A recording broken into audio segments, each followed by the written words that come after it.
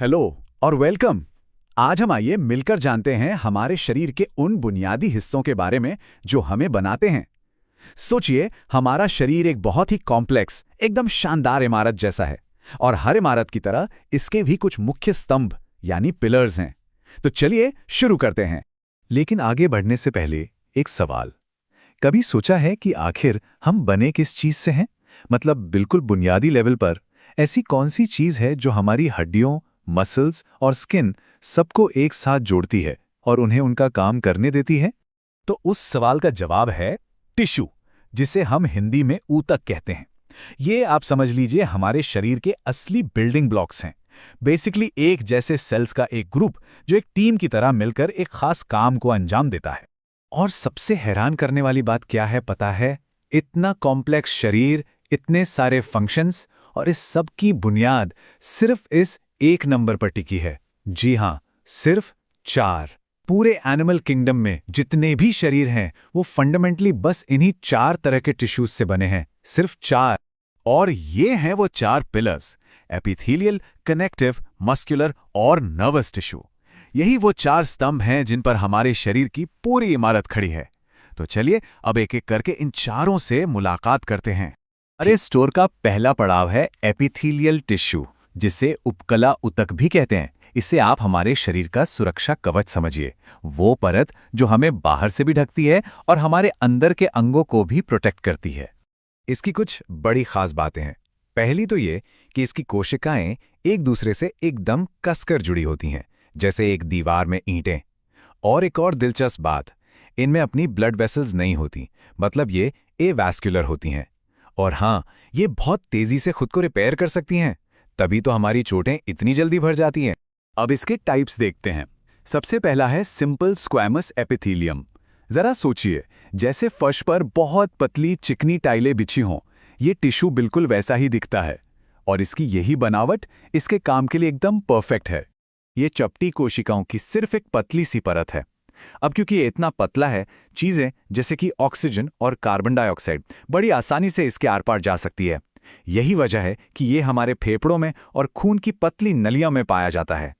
अच्छा, अब बात करते हैं इसके मजबूत भाई की, स्ट्रैटिफाइड स्क्वैमस एपिथेलियम।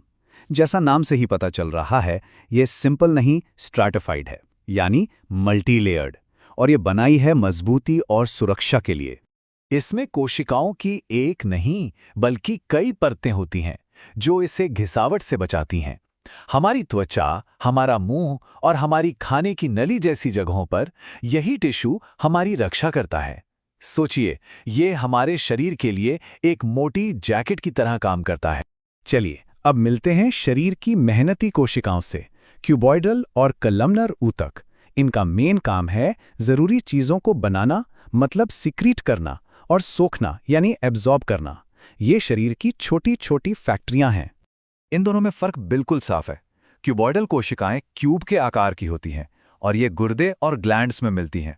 वहीं कॉलमनर कोशिकाएं खंबे जैसी लंबी होती हैं और ये पेट और आंतों में पाई जाती हैं, जहां ये पोषक तत्वों को सोखने का जरूरी काम करती हैं।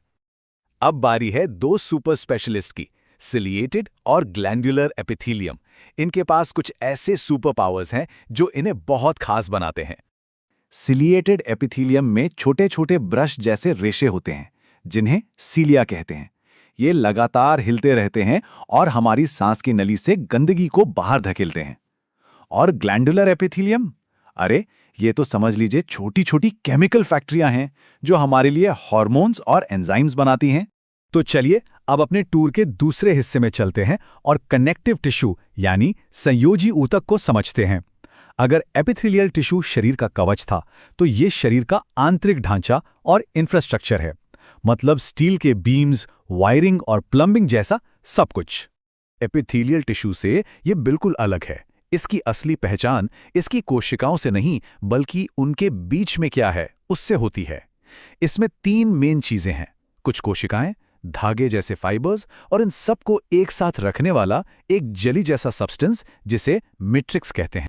कनेक्टिव टिश्यू की दुनिया, वाओ, बहुत डाइवर्स है। ये खून जैसे तरल से लेकर हड्डी जैसे एकदम ठोस तक हो सकता है।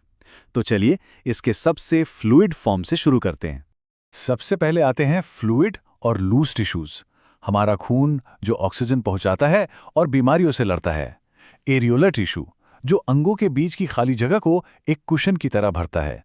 और एडिपोज टिश्यू यानी हमारी चर्बी जो हमें एनर्जी देती है और गर्म रखती है। अच्छा, ये एक ऐसा पॉइंट है जहां अक्सर कंफ्यूजन होता है। टेंडेंस और लिगामेंट्स।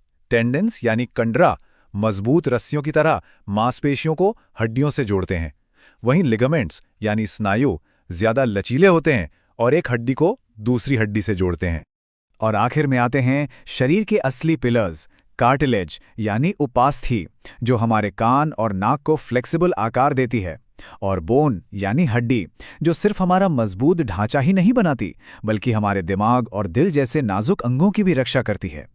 तो इस पूरे आर्किटेक्चर के बाद व्हाट्स द टेक अवे? चलिए फटाफट से मेन पॉइंट्स को रिवाइज कर लेते हैं और देखते हैं कि ये दोनों टिश्यूज एक दूसरे से कितने अलग हैं। इस टेबल में आप साफ साफ देख सकते हैं एपिथेलियल में कोशिकाएं सटी हुई हैं, कोई मैट्रिक्स नहीं। कनेक्टिव में कोशिकाएं दूर दूर हैं और उनके बीच मैट्रिक्स मौजूद है। और एक बड़ा फर्क, एपिथेलियल में अपनी ब्लड सप्लाई नहीं होती जबकि ज्यादातर कनेक्टिव टिश्यूज में होती है। ये चार बातें तो बिल्कुल गांठ बांध लीजिए, स्पेशली अगर आप स्टूडेंट हैं। एपिथेलियम और कार्टिलेज दोनों में सीधी ब्लड सप्लाई नहीं होती। टेंडन्स लिगामेंट से कम लचीले होते हैं और हमारी हड्डियों के अंदर का बोन मैरो ही खून की कोशिकाएं बनाता है।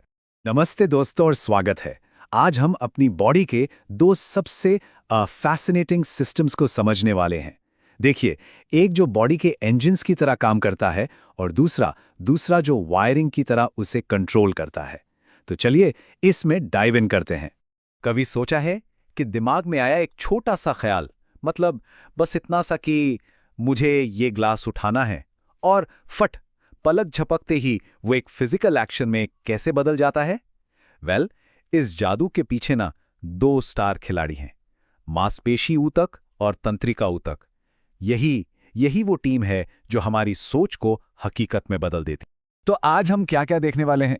सबसे पहले हम बात करेंगे बॉडीज इंजन्स यानी हमारे मांसपेशी ऊतक की। फिर हम समझेंगे बॉडीज वायरिंग मतलब तंत्रिका ऊतक को। इसके बाद हम इन दोनों की तुलना करेंगे और आखिर में एग्जाम्स के लिए जो सबसे जरूरी बातें हैं वो देखेंगे। रेडी? Let's go.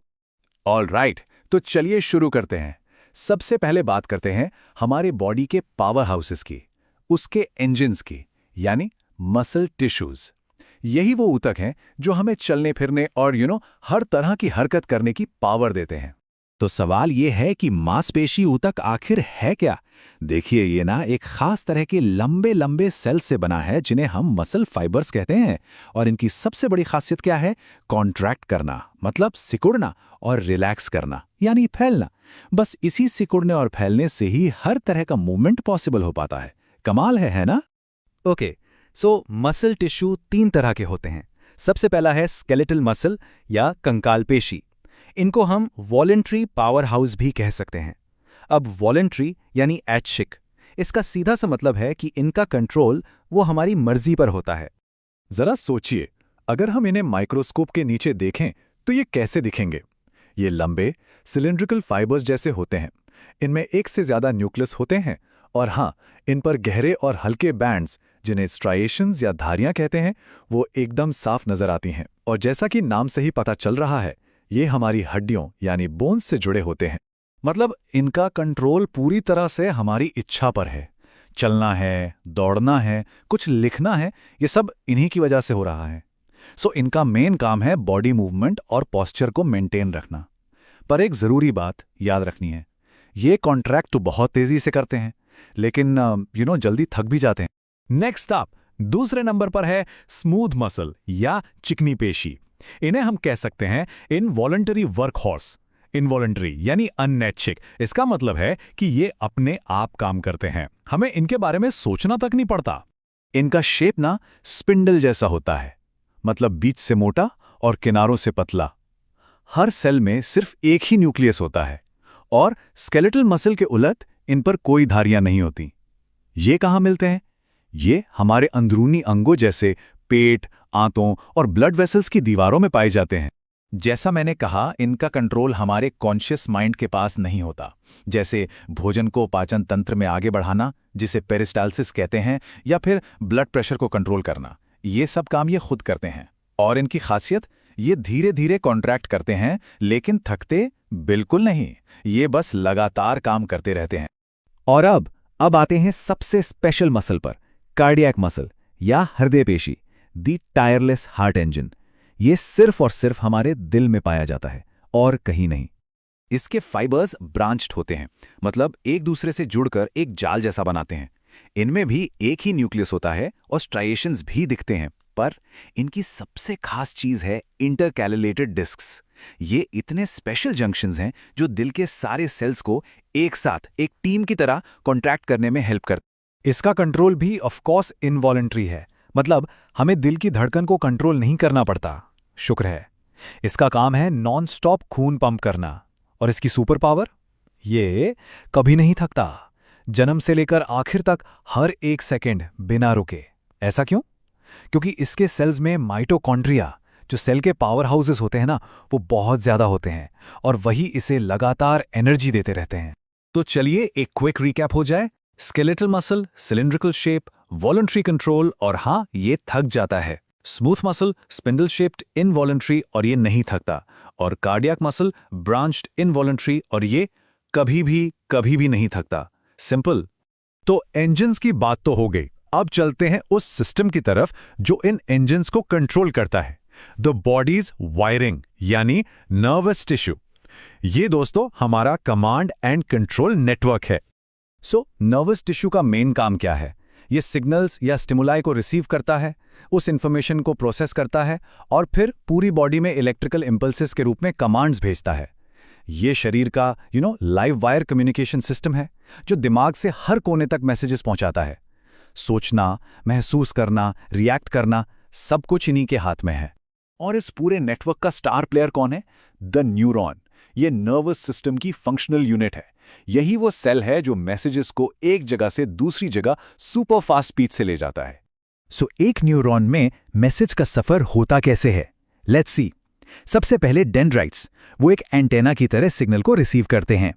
फिर सेल बॉडी इस सिग्नल को प्रोसेस करता है और आखिर में एक्सॉन इस सिग्नल को आगे अगले न्यूरॉन या मसल तक ले जाता है। It's a one way street, हमेशा डेंड्राइट से एक्सॉन की तरफ। न्यूरॉन्स भी अलग अलग काम के लिए होते हैं। सेंसरी न्यूरॉन्स, जैसा कि नाम से ही पता चल रहा है, सेंसस से मतलब हमारी त्वचा या आंखों से सिग्नल्स को ब्रेन तक लाते हैं। और मोटर न्यूरॉन्स, वो ब्रेन से कमांड लेकर मसल्स तक जाते हैं ताकि एक्शन हो सके। तो एक इंफॉर्मेशन लाता है और दूसरा ऑर्डर ले जाता है। Simple, right? ओके, तो अब तक हमने इंजन्स और वायरिंग दोनों को अलग अलग समझ लिया है। अब देखते हैं कि ये फंडामेंटली इतने अलग होते हुए भी एक परफेक्ट टीम की तरह कैसे काम करते हैं। यहां पर कोर डिफरेंस एकदम साफ है। मसल टिश्यू का मेन काम है मूवमेंट और इसकी की प्रॉपर्टी है कॉन्ट्रैक्टिलिटी, मतलब सिकुड़ने की क्षमता, और इसका मेन सेल है मसल फाइबर। दूसरी तरफ नर्वस टिश्यू का काम है कंट्रोल एंड कोऑर्डिनेशन। इसकी की प्रॉपर्टी है कंडक्टिविटी, यानी सिग्नल कंडक्ट करने की क्षमता, और इसका main cell of course the neuron. चलिए अब इस पूरी डिस्कशन को एग्जाम्स के पॉइंट ऑफ व्यू से देखते हैं। वो कौन से पॉइंट्स हैं जो जरूर याद रखने हैं। Okay, point number 1, cardiac muscle सबसे यूनिक है। क्यों? क्योंकि ये कभी नहीं थकता। पॉइंट नंबर 2, न्यूरॉन हमारी बॉडी का सबसे लंबा सेल है। Point number 3, smooth muscle peristalsis के लिए जिम्मेदार है, मतलब भोजन का पाचन तंत्र में मूवमेंट। और चौथा पॉइंट, कार्डियक मसल के इंटरकैलेटेड डिस्क्स, ये दिल को एक साथ सिंक्रोनाइज तरीके से धड़कने में हेल्प करते हैं। ये पॉइंट्स एकदम पक्के कर लेने हैं। और जाते जाते एक आखिरी सवाल, बस सोचने के लिए। अगर दिल का कार्डियक मसल इतना पावरफुल है कि वो कभी थकता ही नहीं, तो आखिर इसमें ऐसी क्या खास बात है जो उसे बाकी सबसे इतना फंडामेंटली यूनिक बनाती है? इसके बारे में सोचिएगा और एक्सप्लोर करते रहिएगा। अगली बार मिलेंगे एक नए टॉपिक के